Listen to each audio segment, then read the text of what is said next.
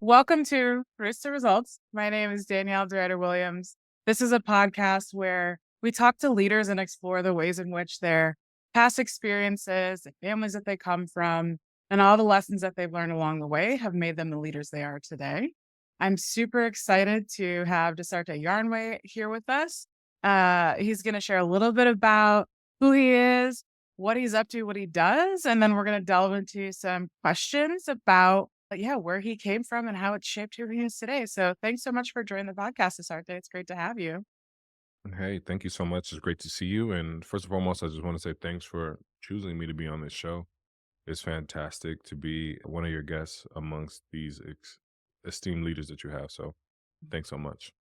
Of course, it's absolutely my pleasure. Can you start by telling the audience a little bit about what you do? What's your title? What do you do?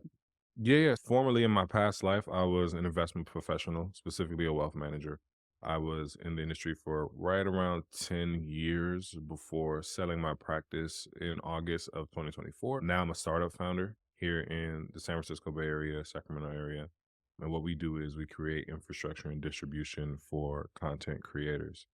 So totally different industry, but definitely an industry that I'm passionate about. Actually, I was talking to you about, starting your podcast and just the years of trial and error that I had to start my first podcast, which was subsequently acquired by a large firm, now unicorn. I love creating content. I love having these conversations. It does not feel like work. So we decided to create the tools that creators need to do that efficiently. That's awesome. Thank you. And also, Dasarte is a little too humble. He also is a published author of three books. Yeah, I write from time to time. He writes from time to You know, time. writing to me was never like a thing. It wasn't Mhm. something that I set out to do. But when I was a child, my mom worked the graveyard shift. So we kind of were two ships passing in the night for much of my childhood. And what that meant was to communicate with her on things that were good, bad, ugly, things that I did not like as a child, such as being disciplined. I would have to write her notes and leave it on the kitchen table for her to see, right? So it could be things like, hey, I didn't want to clean my room, or it was clean. And I would write these notes as early as maybe 5 or 6 years old to let her know how I felt, right? And that just trickled over into me journaling, still an avid journaler to this day, and got me a book deal, right? So it's been awesome. I love it. And it's funny that you use that as a tool to communicate with your mom about what your grievances or appreciations were. I have the opposite experience of my mom would write me kind of passive aggressive notes if we had some conflict. And so my Right. response to receiving written communication, this is a whole story unto itself, but my response to receiving written communication, if it's fraught with a lot of intensity, like immediately brings me back to those early experiences. So we're already getting into the ways that our childhoods shape how we show up and what we do today. Before I get into more of those questions, what was little Desarte like? Tell me about who he was like as a child. Obviously communicative, but in other Yeah. ways, what were you like? Yeah, it's funny because I've been exploring this, especially after the sale of my business and thinking about all the things I was kind of challenged with or charged to do at such a young age. And for me, if I had to sum it up, Little Desarte was very compassionate, was a super fun kid to be around, the life of the party, quote unquote, super kind and gentle.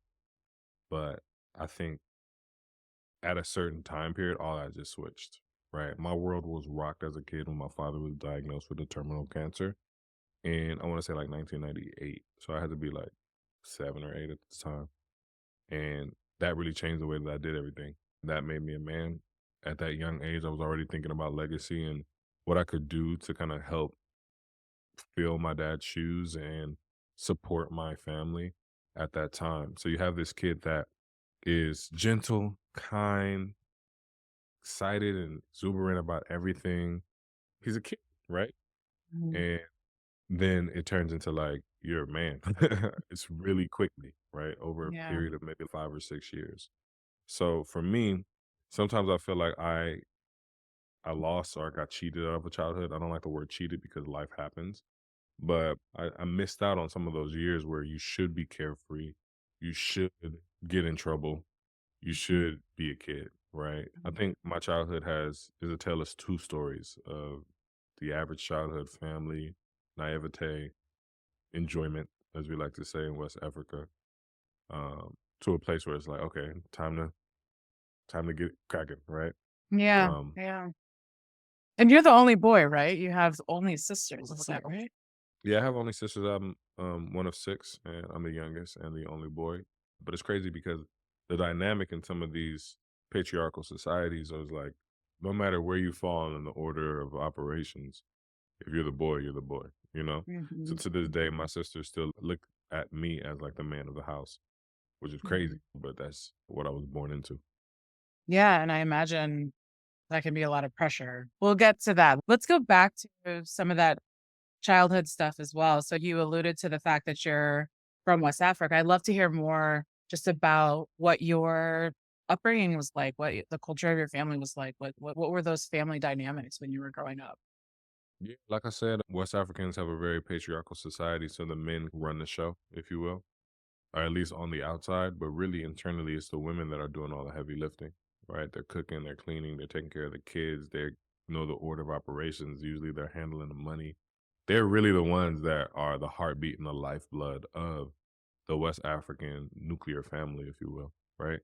And that's something that doesn't get said that often, but that's typically how it goes. With that being said, lively family, parties, village, right? When you hear those sort of phrases and those old proverbs that say it takes a village to raise a child, that's not fake. There's instances where 10, 20 families will come together and just let their kids run wild, right? Which is something that I feel like today we're missing. America has somewhat distilled the existence of family into like a nuclear family, husband, wife, kids. And there's no other village to support that. Whereas my childhood was like I had hundreds of uncles and aunts, and we would do joint Thanksgivings and Christmases and just party Mhm. for no reason, which is one of the highlights of my childhood. I would say also having five sisters was a big thing, right? Because I always had somebody to care for me, cook for me, take me around, which was awesome. But I think the biggest sort of highlight of West Africa for me, I'm first generation West African, which means for your listeners, I was not born in Liberia where my family is from. I was born in America and the first sort of generation to be born in America. With that being said, my introduction to Liberian culture, outside of the food, outside of the parties and the music, was when Liberia went through a period of two consecutive civil wars. I say this in my first introduction because at that time, my dad, who almost acted like a freedom fighter at the time, went back to Liberia and brought a gang of refugees that stayed at our house. So if you can Mhm. imagine me growing up in San Francisco, damn near in the projects, having tens, 20 people at any given time staying at our house because they've been displaced due to war. That was really when I started to really indulge, if you will, into the culture and understanding what this really was, which Mhm. was appreciating life, faith, and some of those things that you can't buy. Whereas I feel like in America, because we have so many amenities, we place value on the things that you can buy. In Liberia, largely, I think the population on average gets paid like $1 a day. So they're placing value on things that you can't buy, which is the love of your family, your friends, your faith, food, experiences. Yeah. So that was the period of my life where I felt like, okay, there's something deeper here. There's something different here. And I just fell Mhm. in love with our culture. Thanks for sharing that, and I, like, can envision seeing just, like, what that could look like to have that many people and but it's, like, lively and integrated and connected. One of my previous guests is from Bahamas, and she was also sharing how this experience of growing up on an island and just feeling really connected to one another and how she's seeking to create that sorta same experience for her daughters, but it is much harder here, Yes, it especially if is. you're an entrepreneur, which entrepreneurship and overwork and burnout are often times synonymous or people try to make it okay that it's synonymous. We look at it as like a part of it's just a part of the package, right? If you're going to be driven or ambitious in capitalism, right, you have to nose to the grindstone until there's nothing left. And I know it's something you and I have talked about so much about how we're trying to upend that propensity in our own entrepreneurship because we've seen what it can do in the long run, how it can erode a number of things, including your sense of self, your physical health, all of that stuff. Man, especially heavy on the physical health part, right? For all of the leaders here, I think America has warped the idea of what leadership looks like, right? To this point where it's like, you got to be in founders mode all the time. You have to be just pushing the needle further despite the feelings of other people, despite sort of any challenges that may come your way. When the older I get and the more that I do this thing, it is the total opposite. It's the Mhm. antithesis of everything that you may have been taught. Leadership is actually kindness, brilliance, grit, empathy, right? And if you can do those things, you not only build a culture of success with your whoever you work with, or if you're a solopreneur owning the company, you win the hearts and minds of the people that you work for, your clients, your employees, and you work with. It's been a learning curve for me coming from a place where no one in my family was an entrepreneur. We really were trying to make ends meet, especially with a number of refugees, as I mentioned, in our house at any given time. So going through the process of entrepreneurship at this point, full cycle a couple times from inception, the idea stage to scale to selling a company, leadership is all of the things I mentioned, right? That is counterintuitive to what we know it as today. Yeah, I resonate with so much in there, and I think about when I chose to leave the company that I co-founded, my farewell email, one of the phrases I used is, "I have to put my own oxygen mask on first," right? I had Right. gotten so burned out that I wasn't able to show up as the kind of leader that I wanted to, as the kind of leader that's aligned with my values, as the kind of leader that my people needed, right? And since that embarking on the journey to prioritize my keeping my stress low, my health, all of that sort of stuff. Like my skin is clearer, my like face is less puffy, like my sleep is better. All of those things have really transformed. And it allows me to show up to the conversations that I have with clients or the collaborations that I have with such a clear mind and a clear head because I am investing in and pouring into myself. I wasn't doing that before because I thought you had to leave it all on the field, right? Which I'm sure Right. you also learned playing football, like, you have to leave it all on the field. Yeah, resonates a Yeah. lot. I look, if we really want to get deep to the root, haha, you see what I did there? No, but if we really want to go deep, I feel like I struggle with self-preservation and putting myself first. And since selling this company, my sleep, as you mentioned, has been better. Like I realized bad habits that I've gained from entrepreneurship and how I was almost numbing the war pains of entrepreneurship through bad habits. So now I'm like in a period that I'm trying to reverse. I actually journaled about this yesterday. I'm like, there are parts of me that I lost in entrepreneurship. I Mhm. lost the guy that prioritized his health. I lost the guy that laughed a lot. I lost the guy that had a lot of friends. I lost a lot about me. And I want to take the Yeah. best parts of the previous season and combine them with the best lessons of this season to come out better and more richer than I was during my entrepreneurial journey. Yeah, a mentor of mine left big job at JP Morgan and Chase to go and to do her own thing, and we checked in Mhm. maybe 6 months after she had made that leap, and friends of hers were like, "When are you gonna scale? What do when are you gonna get bigger?" And she's like, I don't wanna be big, I wanna be free." Yeah. Right? Her and I both talked about how liberating it is to work 20 hours a week and be able to make ends meet and feel really good about that. And what am I doing with Mhm. the other 20 or 40 hours if I was working 60 before? I go to the gym.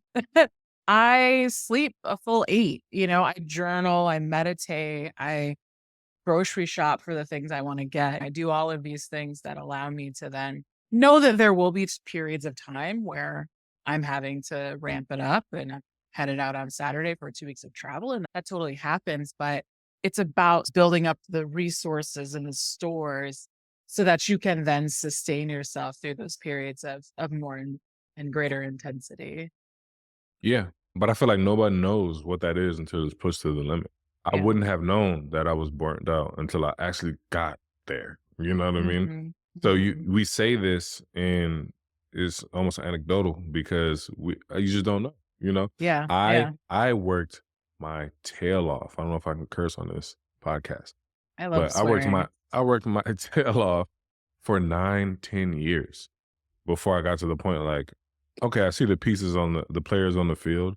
I see all this clearly now. I've been doing this for a while, and I'm the person putting myself last, right? Yeah. I'm putting everything else before me, and that won't age well if I don't Mhm. stop now, Mhm. right? I think there's a little bit of either foresight or a little bit of like objectivity that you have to have while in the process to say, if I keep doing this, it's going to be detrimental for me and everybody around me.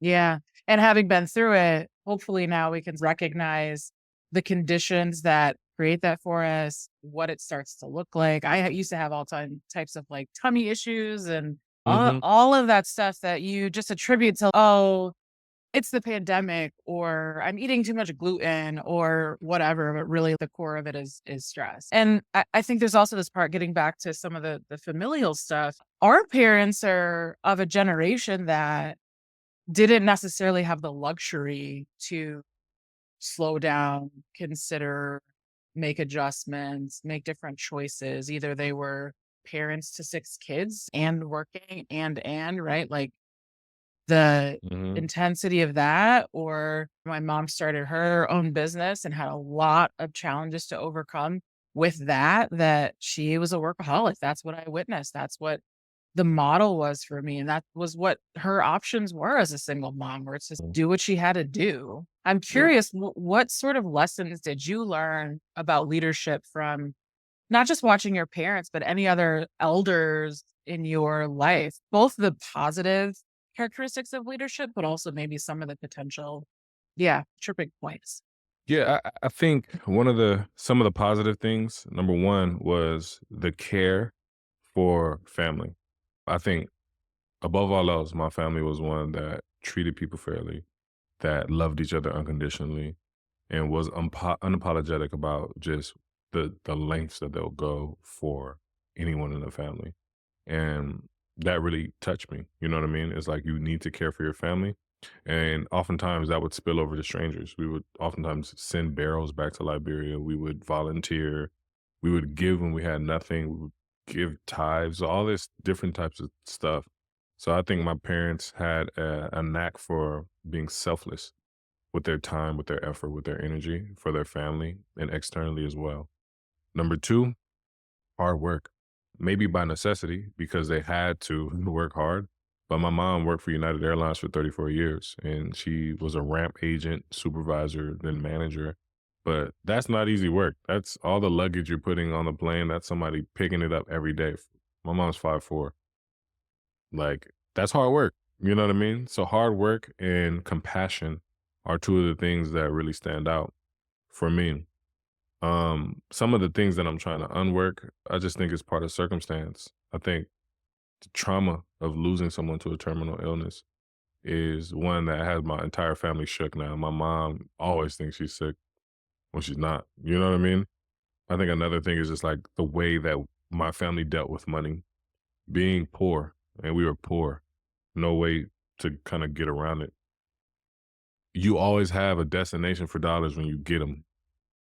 You know what I mean? Like, as soon as I get this, I'm gonna buy this. And I think that's something that I struggled with early in my career because my first job in after college, I made more than my mom. And it wasn't that much, you know? So coming from a circumstance where money is not native to you to now being in a position where you can command any income you want was a game changer for me. And it was something that I had to learn.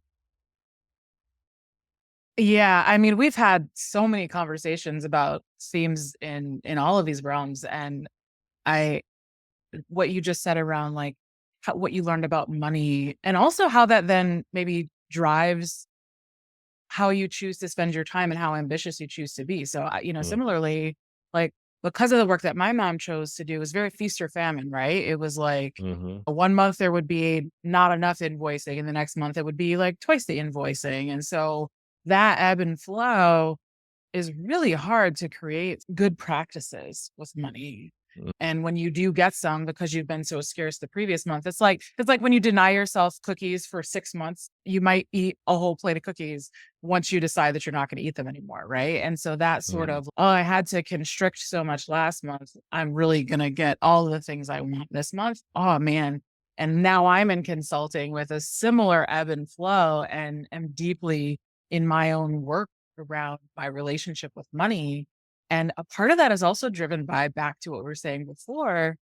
I don't want to have to make $250,000 to get Mm, by. Like I can, right? But at this season of my life right now, the trade-offs to doing that feel too great, right? The sacrifice doesn't feel right for me right now. That might change. I'd like to be able to get by with less, and that requires me to develop a different relationship with money than the one I previously have witnessed and also cultivated myself. yeah. Some people like neglect habit and just try to make more.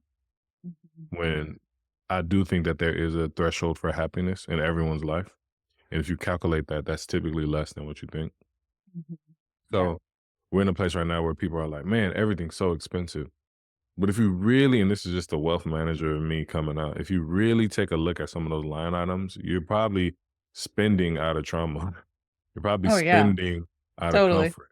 You're probably Totally. spending to fill a void that you might have and may not even be aware enough to identify. Mhm. So when you take all that out, or if you work on that and slowly heal, you'll find yourself dropping some of the things that you might be spending on. And then that number, you said a quarter million, that number goes down exponentially. So Yeah. Yeah. I do think that there's a lot there and everything is interconnected is what I'm learning, right? The way that we treat people, the way that we manage money, what we're scared of, our fears, all Mhm. derive from a place usually rooted in our childhood or in those critical years, right? Adolescence, childhood, etc. Largely, we're going back to that child. Yeah. Yeah. We're going Totally. back to that child in critical moments. We're going back Yeah. to that person. Yeah, it's why I wanted to start this podcast, was witnessing sort of my own, "Oh, wait, this is some deep programming that I didn't even realize was operating beneath the surface." And there's this uh, to the point around we're usually trying to buy those things out of trauma. Also, this notion of lacking community. It's not only are you having to fulfill all of your needs, right? We're not bartering with each other. We're not asking our neighbor for a cup of sugar anymore. We're just ordering on Amazon Prime or Instacart. But there's Mhm, also because, and I think this really heightened in the pandemic. I know it did for me, and I've read articles about sort of high earners who developed this spending habit during the pandemic. Not having that social cohesion, you fill it with things. You get that mhm, little dopamine hit when something lands on your doorstep. You get it not only when it lands on your doorstep, but when you order it, and then when you check to see when it's gonna be delivered, and then when it's delivered. That is how our brains are wired, but they're wired because we used to be in community with each other, and dopamine and endorphins and serotonin is relationship based. It's right. related to how we are connected with other people, and we give up so much of that to be in this society that we're in now at this point. Yeah. I feel like you never arrive, right? A lot of the times we feel like we go to therapy or you're doing better with your budget or something like that, but there's no point of arrival. And I don't know if you talk about this on your podcast at like much, but this is not a straight line. There are ebbs and flows. There's no point where you can say like, all right, I am healed. Check. It doesn't work Done. like that. You know what I Yeah. mean? I Yeah. think people need to gear themselves up for a journey Mm. of self-discovery first and foremost, a journey of acceptance, right?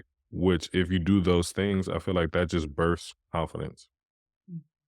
Confidence in who I am, confidence in my ability, confidence to know that I'm not perfect and there are development opportunities, and you walk in the world a little different that way. So I think Yeah. when people talk about this, especially online, or they make it seem like, hey, you got trauma, you gotta go heal that.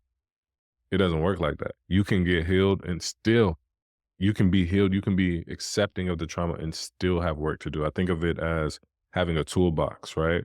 Now that you know this thing about yourself, you need to develop the tools to ensure that this thing doesn't take you over, right? Mhm. There's no overgrowth in your yard. And if you can do that, then you're on this journey with the right set of skills and tools to make you successful at whatever you decide to do.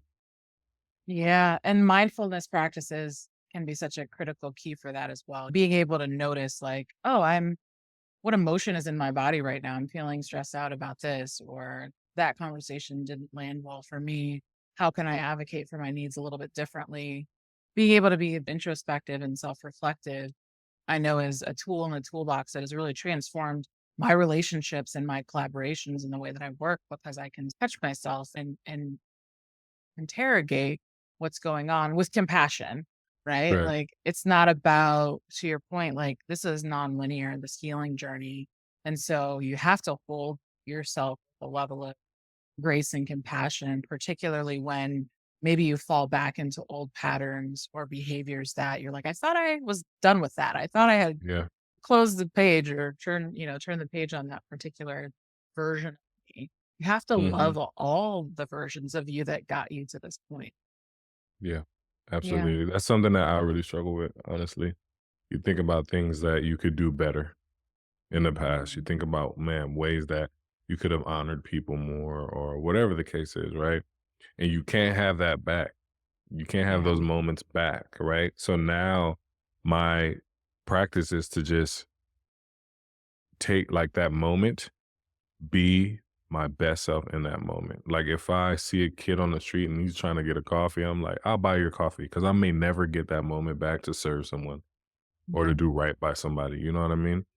So there's things like that that I pinch myself for or really regret because it's like, man, you could have did better in that moment, knowing Mhm. everything that you know now.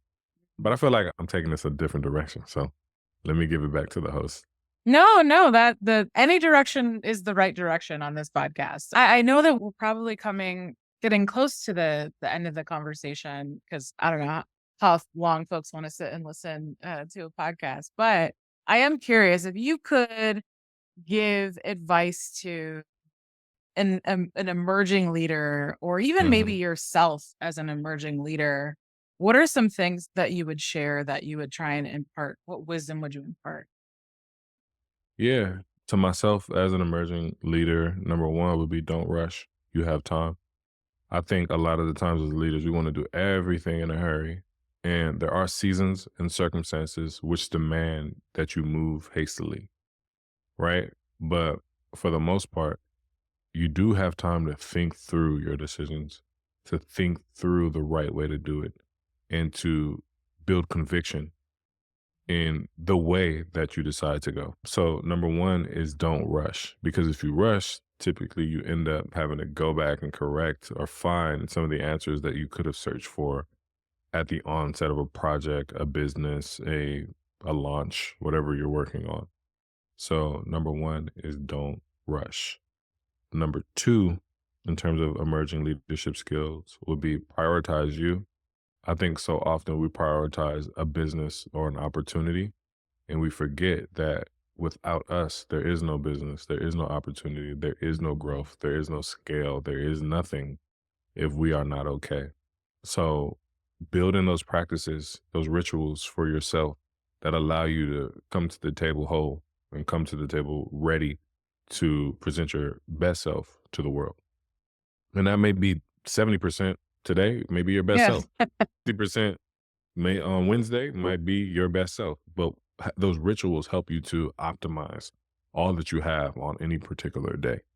So I think those two are really critical and are hard, by the way. So I'm not gonna sit here and give you like a 10-step process, but Not rushing and prioritizing yourself alone can be a podcast. So let's sign that up for the next one. That sounds Um, yeah. yeah. Yeah. Well, what's up for you next? You've got your yeah, go ahead. I'll let you talk. Let you share. Yeah. So next is I sold my company and we didn't get too deep in there, but I was a wealth manager for 10 years, worked at some of the biggest firms in the country. At one point, I worked at the biggest independent wealth management firm in the world and cut my teeth in learning how to stock trade, learning how to do what everybody's trying to do now, right? Optimize their dollars and financial plan. Sold my business in August of 2024. And I recently just created Bench Sports Media, doing business as Bench, which is a sports infrastructure and distribution platform for sports creators. Essentially, this looks like Netflix meets OnlyFans for the sports creators, where they can plan, grow, and monetize their content creation. The way that we see it now, if you're a sports person, you might understand what I'm saying, but legacy sports services like ESPN, Fox, MSN, like all these places that show games are dying.